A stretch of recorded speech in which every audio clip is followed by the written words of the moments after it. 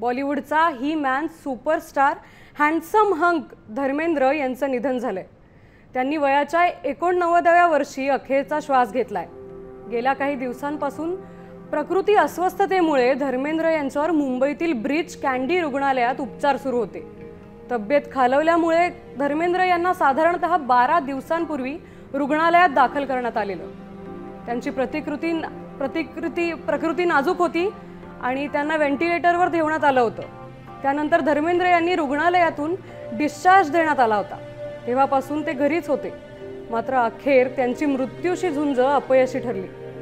तब्बल 6 दशकं सिनेसृष्टीवर राज्य करणारा अभिनेता हरपल्यानं मोठी पोकळी निर्माण झाली आहे। धर्मेंद्र यांच्या निधनानं अख्खं बॉलिवूड शोकसागरात बुडालंय।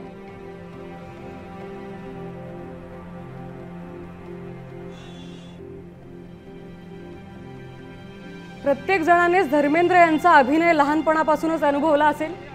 शोले त्यांचा सिनेमा अमिताभ बच्चनच्या सोबत जो होता,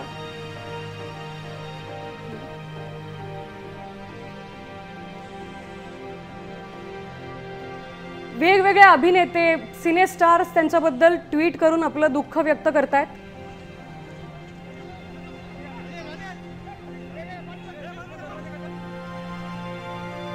आठ डिसेंबर 1935 ला पंजाबमधील लुधियानात त्यांचा जन्म झाला होता।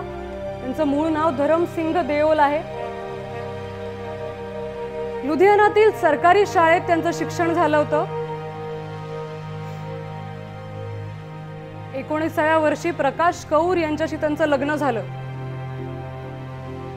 1980 मध्ये हेमा मालिनी यांच्याशी त्यांचं लग्न झालं। हे त्यांचं दुसरं लग्न होतं। बॉलिवूडचे ही मॅन म्हणून त्यांची ओळख निर्माण होत गेली। वेगवेगळे सिनेमे त्यांनी केले।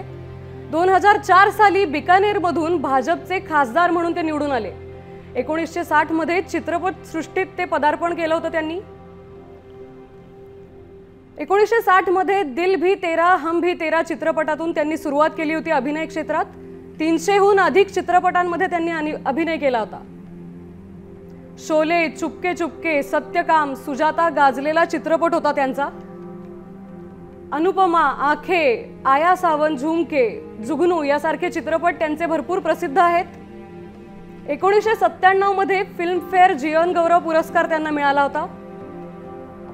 2004 साली पद्मभूषण पुरस्काराने त्यांचा गौरव केला होता।